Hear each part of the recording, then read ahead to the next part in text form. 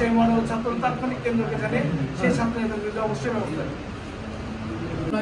হামলার প্রতিবাদে হামলায় ছাত্র দলের প্রায় 4 দিন প্রতিবাদে জেলা ছাত্র দলের সদস্য সচিব আলামিন আরও উপস্থিত আছেন রাজশাহী মহানগর উপস্থিত, যার জন্য আমরা রাজশাহী মহানগর ছাত্র দল, রাজশাহী জেলা ছাত্র দল এবং রাজশাহী প্রিয় সাংবাদিক বৃন্দ, আসসালামু আলাইকুম। আপনারা আসসালামু আলাইকুম। একটা প্রশ্ন ছিল, তিনি যে অভিযোগ করছে ছাত্র শৃঙ্খলার ক্ষেত্রে জিরো টলারেন্স নীতিতে তারা অবস্থান করছে। কেন্দ্র থেকে আমাদের যত বড়ই ছাত্রনেতা হোক, যদি কেউ দলীয় শৃঙ্খলা বা সাংগঠনিক নিয়ম বহির্ভূত অধিক নেতাকর্মীকে আমাদের সংগঠন থেকে কেন্দ্রীয় ছাত্র সংসদ ইতিমধ্যে শোকজ করেছে। 300 তারা এই ক্ষেত্রে খুব স্ট্রিক্ট আছে, কোন রকম শৃঙ্খলা তালিকায় আপনাদের ছাত্র এটা আসলে ছিল সমন্বয়কারীদের প্রোগ্রাম। আমাদের জানা মতো 2 গ্রুপে তাদের ভিতরে গণ্ডগোল, তাদের দায়ভার কেন ছাত্র দলের উপর চাপানো হচ্ছে? এখানে জাতীয়তাবাদী ছাত্র দলের কোনো পর্যায়ে কোনো কোর্সধারী নেতা কর্মী সেখানে ছিল না। আমাদের সাংগঠনিক অভিভাবকদের জনাব তারেক রহমান সাহেব বলেছেন, আমাদেরকে নির্দেশ দিয়েছেন, আমরা কিন্তু বৈষম্য বিরোধী ছাত্র আন্দোলনে সারা বাংলাদেশে আমরা কিন্তু আমাদের নেতা কর্মীদের কিন্তু সক্রিয়ভাবে রাজপথ থেকে হাসিনা বিরোধী আন্দোলন করেছি, অর্থাৎ ছাত্র আন্দোলন করার চেষ্টা করেছি।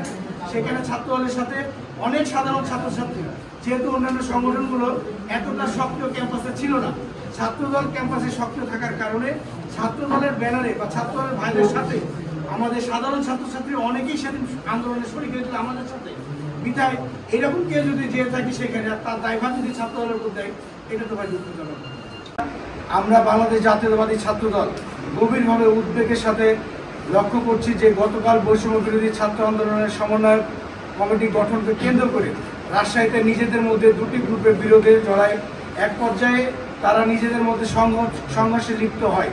সেই ঘটনাকে উদ্দেশ্য প্রণোদিত রাজনৈতিক স্বার্থসিদ্ধির লক্ষ্যে চিহ্নিত জাসদ ছাত্রলীগ নেতা সোহেল রানা বাংলাদেশ জাতীয়তাবাদী ছাত্রদল রাজশাহী কলেজ শাখা নেতাকর্মী নামে মিথ্যা এবং ভিত্তিহীন উৎসাহ রটনা করে, যা বিভিন্ন গণমাধ্যমে ফলো করে প্রচারিত হয়। অথচ অত্যন্ত দুঃখের বিষয়, উক্ত ঘটনার সাথে বাংলাদেশ জাতীয়তাবাদী ছাত্রদল রাজশাহী কলেজ শাখা এবং রাজশাহী কলেজ শাখা ব্যতীত অন্য কোনো শাখার কোনো নেতাকর্মী সম্পৃক্ততা নয়। ছাত্রদলের সুনাম ও ঐতিহ্যে ঈর্ষান্বিত হয়ে জাসদ ছাত্রলীগের নেতা সোহেল রানাকে দিয়ে এমন ঘৃণায় অনেকজনক ঘটনায় ছাত্রদল জড়ানো হয়েছে, যার আমরা তীব্র নিন্দা এবং প্রতিবাদ জানাই।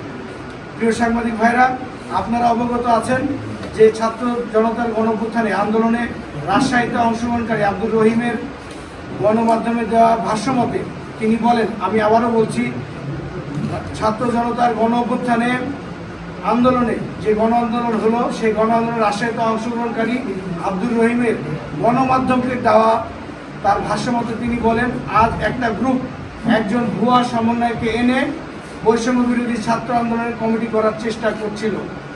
এই ভুয়া কেন্দ্রীয় সমন্বয়কের বাড়ি রাজশাহীতেই।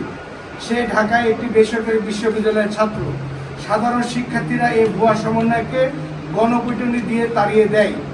উক্ত ঘটনার জের ধরে জাসদ ছাত্রলীগ নেতা সোহেল রানার উপর কে বা কারা এমন হামলা করে। এ থেকে স্পষ্ট প্রমাণ হয় যে জাসদ ছাত্রলীগ নেতা সোহেল রানার উপর হামলার ঘটনার সাথে রাজশাহী কলেজ ছাত্রদল বা ছাত্রদলের কোনো পর্যায়ের কোনো নেতা কর্মীর সম্পৃক্ততা নাই। প্রিয় সাংবাদিক ভাইরা, আপনারা জানেন ছাত্রদলের সাংগঠনিক অভিভাবক জনাব তারেক রহমান ঘোষিত সাম্য ও মানবিক বাংলাদেশ গড়ার লক্ষ্যে বাংলাদেশ জাতীয়তাবাদী ছাত্রদল দিন রাত অক্লান্ত পরিশ্রম করে যাচ্ছে আগামী সুন্দর বাংলাদেশ বিনির্মাণের জন্য।